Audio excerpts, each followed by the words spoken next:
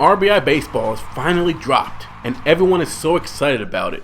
Mostly the old school fans. This is what they love. This is what they fell in love with. And R.B.I. baseball did not want to diverge that far off the path of what made them successful in the past. But can the easy system, kind of arcadey style, with a little bit of bells and whistles here and there, make the old fans happy as well as attract some new ones? That's a question that hopefully we can answer right now. So let's start with the rosters. Now these are very slimmed down rosters. You have 4 pitchers you can choose from, 3 starters and 1 closer. There's no relief pitchers, so you basically use your starters as relief pitchers, and obviously use your closer to come in to close the game. It's the first, second, and third people in a rotation. Bullpen, same thing. You choose who you want to come in, and pinch hitting, you have 3 people to choose from to pinch hit. Now the gameplay is very fast, and this was a selling point for R.B.I. baseball. They wanted to make this a quick, fast-paced game. As soon as you strike someone out, the next batter comes in, you press A, and your pitcher throws the ball. Pretty straightforward. You move your guy left or right, whether you want to pitch to the inside of the plate or the outside of the plate. Hitting exactly the same way. You control your guy if you want to move him forward in the strike zone, back in the strike zone, left, right, wherever you go. You kind of determine where you place your guy based on where the pitcher stands.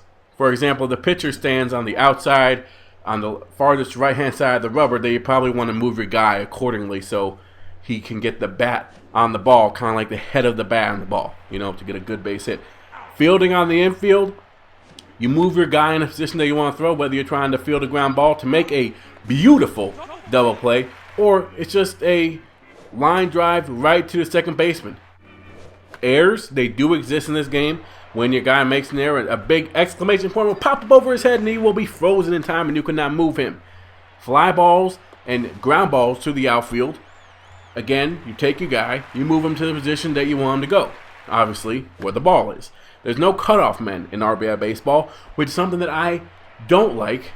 But at the same time, it's that arcadey style of game. So you get to choose between throwing it to first, second, third, or home. When there's a lazy fly ball to the outfielder, you basically want to move your guy in the position. Now the little circle will start off really big, and then it will get smaller. Now I actually had a couple of problems with this system. It seemed like on occasion, I would get in position, but the ball would go way over my head, and what should have been an easy fly ball for an out turned into a double. Or it was a very fast line drive to the outfielder, and it seemed like my guy should have been able to go down and get it, but he does a diving attempt, which you don't have any control. You can't determine whether you want to dive for something or not. And it turns into a double when it should have stayed a single. So that was something that got a little bit frustrating for me while playing this game. Stealing, very straightforward. You press the button to steal, and you determine whether you want to steal second or third or home if you're that ballsy. There's no leadoff system in this. You can pick off if you're the pitcher, but again, it's pretty easy. Now let's talk about the home run balls. Now these home run balls, I actually like the home run animation after everything. Now you'd think that it would get stale after a while. It may still get stale. I've only played this game since it came out, which was Wednesday. So up to now, I've played this game a lot. I'm not going to lie, I've played a lot.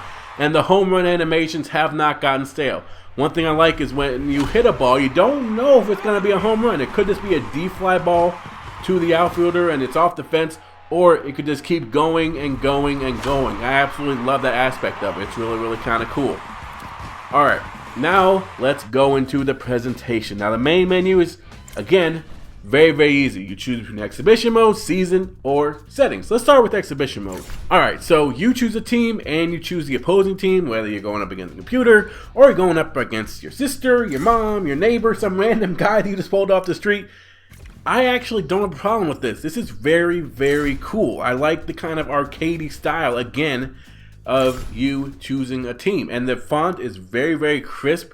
It's very quote-unquote high depth, which I actually really like. Now the scoreboard is going to be individualized depending on who the team is, the home team, whether it's Wrigley Field or the Yankee Stadium. It's basically going to say that on the top of the scoreboard. Now, if you win, you'll see a newspaper clipping that says Red Sox win or whatever, and there'll be MLB.com logos. Or if you lose, you will see, obviously, the Brewers lost, and it'll have all the stats and stuff like that. So that's actually kind of cool as well. Now, going back to the pitcher stuff, and let's talk about the presentation. Again, I like the font, I like the outlining, I like the color scheme, and I love that MLB logo in the corner. Even though it doesn't really do anything, I like that they threw that in there to kind of make it look legit. Now in season mode, again, you pick your favorite team, let's say the Cubs, and you want to try to break the curse or whatever, and then you can determine your season length, whether you want to go 162 games or you want to go shorter. You get to see your schedule and you get to see your standings, and that's about it. You don't get to determine your pitching, you don't get to sign free agents, you don't get to do anything like that, you don't get to set your lineup. It's very, very straightforward. And this was something that R.B.I. Baseball wanted to stick to was, hey, you know what? This is basically the mode that you play for gamers if you want to have a goal. If you want to have a goal and you want to feel like you're doing something exciting, then you play season mode. Again, like I said, you can't change your pitchers, so it'll tell you who those pitchers are. But again, I love that they have the little MLB logo there in the corner. You get to choose the uniforms as well, and you get the opportunity, if you complete the goal, to use the retro jerseys, which is totally awesome. Baseball nerds rejoice. That's freaking cool. Again, this is basically the presentation for the other mode, which is postseason mode. Now, final verdict. This is going to be tough. Now, do I think that this game is going to keep me entertained for the whole season, or will it kind of die off? I've played this game since Wednesday, and I'm enjoying it. I can say with 100% certainty that it's worth the $20. Now, again, this is how I have to take it, though. You have to take it as an arcade game. If you compare it to the show, or if you even compare it to MLB 2K, which is now gone, thank God, then you will be so sorely disappointed. You have to take it for what it is, which is a fast-paced baseball game where you get to play with your favorite players. This is not made for those hardcore baseball fans that want to use minor leaguers and all that stuff.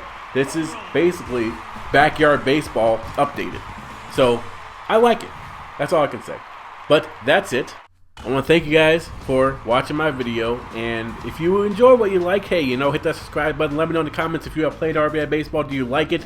But yes, I'm Living 5-0. Until next time, I'm out.